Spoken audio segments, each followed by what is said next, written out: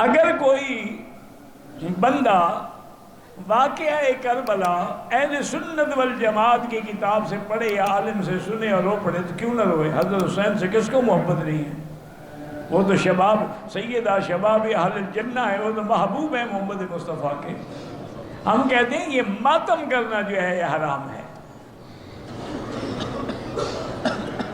حضور کی نکاح 11 ہوئے ہیں، لیکن بوقت وفات حضور کے گھر میں 9 بیویاں تھیں۔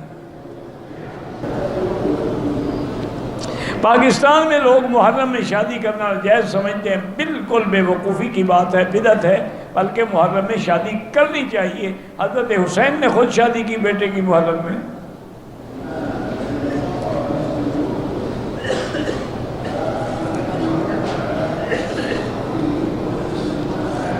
کہتے ہیں کہ لوگوں کا عقیدہ ہے کہ 10 محرم کی رات میں اگر میاں بیوی ملیں تو جو لڑکا پیدا ہوگا نامرد ہوگا، تو چلو نہ ملو نامرد تو نہ بنو۔ یہ جھوٹے قصے کہانیاں گھڑی ہوئی ہیں۔